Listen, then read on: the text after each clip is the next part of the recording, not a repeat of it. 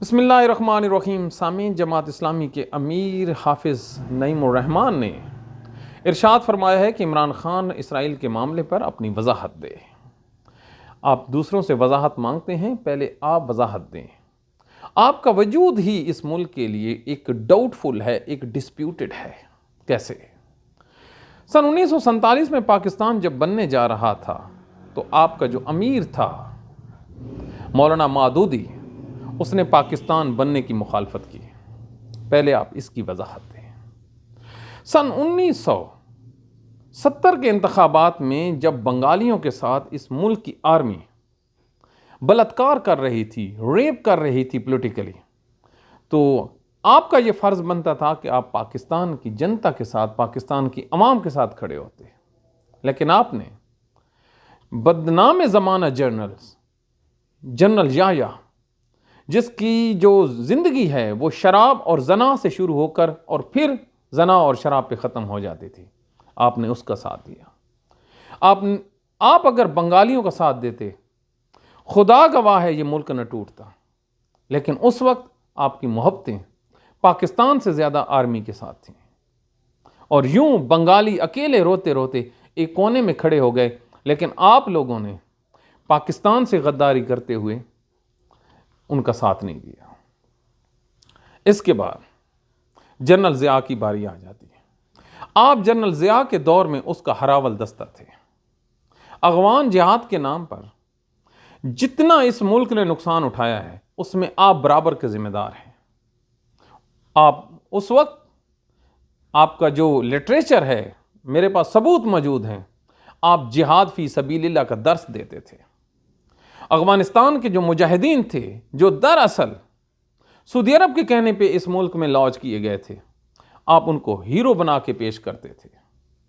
آپ اسٹیبلشمنٹ کی ڈگڈگی پہ 13-14 سال مسلسل آپ چلتے رہے۔ اس کی آپ معافی مانگیں، اس کی آپ وضاحت دیں۔ اس کے بعد پرویز مشرف آ جاتا ہے۔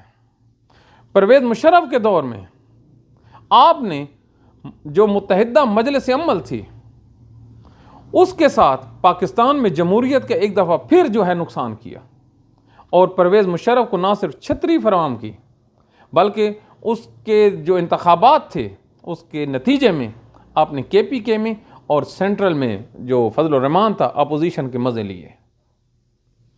اس کی وضاحت دیں۔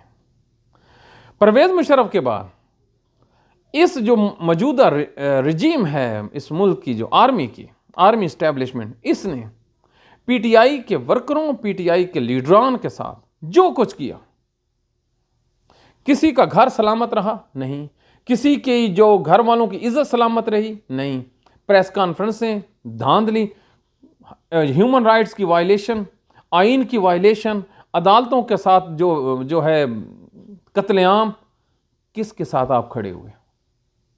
اس کی وضاحت دیں۔ ڈی چوک پہ گولیاں چلیں، آپ نے اس کی مذمت کی۔ جب گولیاں چل رہی تھی، جب لاشیں گر رہی تھیں، تو جناب کا سٹانس کیا تھا؟ خاموشی۔ جب عمران خان اس ملک میں جمہوریت کے لیے نکل رہا تھا، تو آپ نے علیحدہ جلسے کیے عمران خان کا زور توڑنے کے لیے۔ ہم کو بھول گئے ہیں؟ یہ ہے آپ کا گناہ۔ اس کی وضاحت دیں۔ اب 26ویں آئینی ترمیم ہوئی ہے، آپ نے ایک آواز اٹھائی ہے؟ ایک پٹیشن لے کے گئے ہیں؟ نہیں۔ اس کی آپ وضاحت دیں۔ آپ عمران خان سے وضاحت مانگتے ہیں کہ وہ اسرائیل کے بارے میں جو ہے اپنی پوزیشن کلیئر کرے۔ جیل میں بیٹھا آدمی، جو آپ باہر بیٹھے ہیں، پہلے آپ اپنی جو پوزیشن ہے اس کو تو کلیئر کریں۔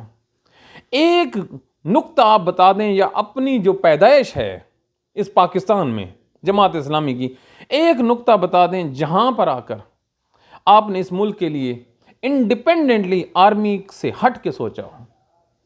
آپ نے ہمیشہ آرمی کے ساتھ مل کے سوچا ہے، اور ہمیشہ آپ نے ملک کا نقصان کیا ہے۔ یہ آپ لوگوں کی ہسٹری ہے۔ پھر آپ لوگوں پہ اعتراض یہ ہے کہ جو کوئی بھی آپ کے خلاف بات کرے، آپ اس کے خلاف رپورٹنگ شروع کر دیتے ہیں۔ میں لکھ کے کہہ رہا ہوں، آپ نے سوشل میڈیا پہ میرے خلاف کمپین بھی چلانی ہے، اور میرے اکاؤنٹ بھی آپ لوگوں نے رپورٹ کرنے ہیں۔ نہ آپ میں قوت برداشت ہے۔ میں نے جو حقائق بیان کی ہیں یہ تمام کے تمام تاریخی ہیں. آپ مجھے اس کا جواب دیں. میں من و ان حلفاً کہتا ہوں اپنا جو یہ سٹانس ہے اسے رجوع کر لوں گا. ان میں سے ایک جو ہے وہ بھی غلط ثابت ہو. عمران خان کو آپ یہودی گردان رہے ہیں، اپنی آپ نے حالت نہیں دیکھی. یہ تو وہی حساب ہے کہ آپ جو نماز پڑھ رہا ہے آپ اس کو گالیاں دے رہے ہیں، جو حج پہ چل رہا ہے آپ اس کو کافر قرار دے رہے ہیں، جو حق پہ چل رہا ہے آپ اس کو ظالم کا طعنہ دے رہے ہیں.